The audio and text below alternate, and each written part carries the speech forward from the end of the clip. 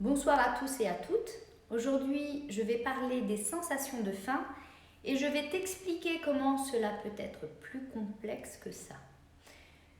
Comment peux-tu réellement penser et ressentir que tu as faim alors qu'il s'agit peut-être d'une émotion qui est totalement différente?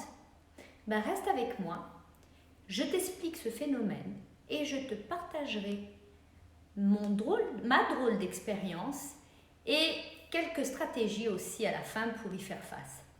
Je me présente, je m'appelle Sarah Mekohen, je suis coach en nutrition et personal trainer depuis plus de 10 ans et aussi par mon expérience de maman de 4 enfants, j'aide les femmes actives et motivées à retrouver leur énergie, la confiance et un corps sexy pour la vie. Alors revenons à notre faim mystérieuse. Tu as déjà eu faim, mais pas vraiment faim. Comme si en fait tu venais juste de terminer un gros repas, mais que quelque chose en toi te criait dessert, dessert. Ou bien alors que tu manges quelque chose de pas très bon, mais bon, tu es là en face de ce truc pas très bon aussi. Et comme on dit, si tu ne peux pas être avec celui que tu aimes, aime celui avec qui tu es. Alors oui, moi aussi, je dois faire face à ce genre de situation. Mais alors il se passe quoi en fait? Eh bien, il y a une tonne de raisons du fait de manger trop, que je définis simplement comme manger plus que ce que notre corps a besoin. Et l'une des raisons qui, j'en suis sûre, te sera familière, c'est l'émotion. Bien sûr, beaucoup d'entre nous savent que nous mangeons quand nous sommes tristes ou heureuses ou après avoir eu une mauvaise journée de travail. Mais qu'en est-il des choses qui sont moins évidentes à cerner? Tu sais, les moments où nous mangeons un petit peu trop et nous ne savons même pas pourquoi en fait on est en train de manger. Les moments où toutes nos explications habituelles sur le fait de trop manger ne s'appliquent pas. C'est à ce moment-là que tu dois creuser le sujet, comprendre ce qui se passe. Parce que les émotions, elles sont délicates à cerner. Nous les ressentons à travers tout notre corps et elles peuvent être cachées à des endroits où on s'y attend le moins, comme nos estomacs. Et parfois, il est facile de confondre ces émotions avec la faim. Pour l'anecdote, j'ai récemment eu une expérience similaire. Après avoir terminé mon repas de midi, un repas qui était consistant, j'avais encore envie de manger. Comme quand tu as encore vraiment faim. Et une partie de mon cerveau savait que j'avais déjà assez mangé. Mes macronutriments super bien équilibrés, les bonnes portions, mes protéines avec mes légumes, etc. Bref. Mais l'autre côté de mon cerveau, lui, il en voulait encore. Donc je me suis assise quelques minutes et c'était comme un trou dans le ventre que j'avais. Comme une vraie faim, vraiment. Mais logiquement, ça ne l'était pas.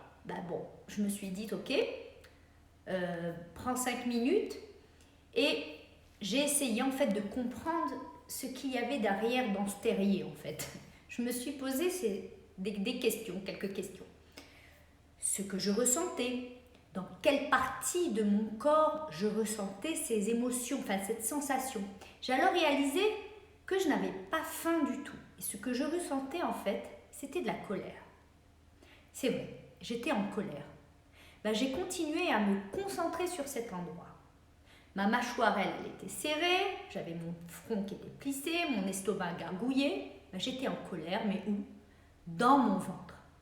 Alors j'ai pensé, ok, c'est quoi le problème?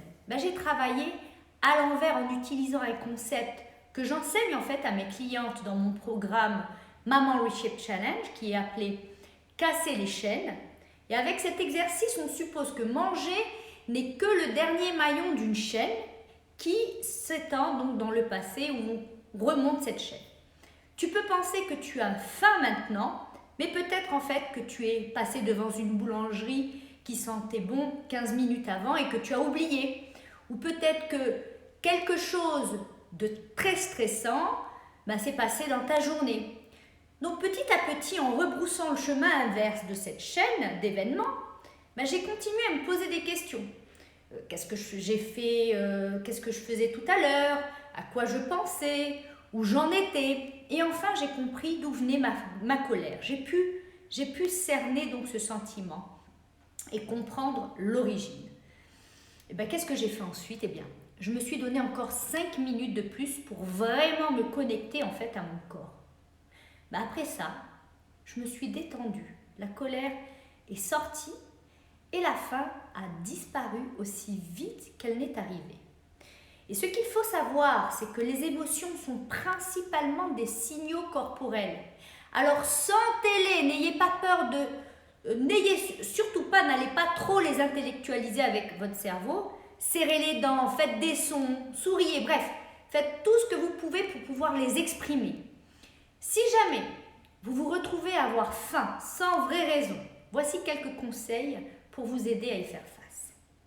Commencez par supposer que ce qui est à l'origine de cette faim peut être une pensée, une croyance ou une émotion. Cherchez à savoir dans quelle partie du corps se cachent vos émotions. Scannez le corps, scannez-le de la tête aux pieds en observant tout. Attendez au moins 30 à 60 secondes.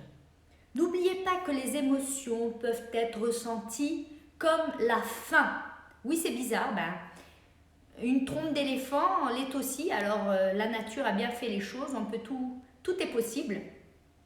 Si vous ressentez un sentiment, demandez-vous en quoi cette situation pourrait être perçue comme une menace par rapport à votre propre identité, à vos valeurs, pourquoi ça semble important pour vous, pourquoi. Posez-vous ces questions et vivez vos émotions. Ne jouez pas à l'autruche, n'essayez pas de les ignorer, elles disparaîtront pas. Faites-y face. Pleurez si vous êtes triste, exprimez-vous si vous êtes en colère, si vous êtes anxieuse, tournez en rond comme une lionne en cage, bref. Refaites-vous le film en arrière pour collecter encore plus d'indices. Qu'est-ce que vous faisiez juste avant de ressentir ça? Avec qui vous étiez? Qu'est-ce qui s'est passé il y a 1 heure ou ce matin? Et puis après, prenez 10 respirations profondes et expirez lentement, comptant jusqu'à 5. Essayez de vider complètement vos poumons. Si nécessaire, relâchez l'émotion qui vous oppresse, laissez-la flotter. Et une fois que vous avez terminé, notez si votre faim a changé. Dans quelle direction elle a évolué? Si elle a diminué, oui, non, pourquoi? Et si vous n'avez pas d'espace privé pour faire tout ceci, comme si vous étiez au travail ou bien alors que les enfants étaient en train de courir, enfermez-vous dans la salle de bain. Je vous souhaite une excellente soirée. J'espère que ces petits conseils vous auront servi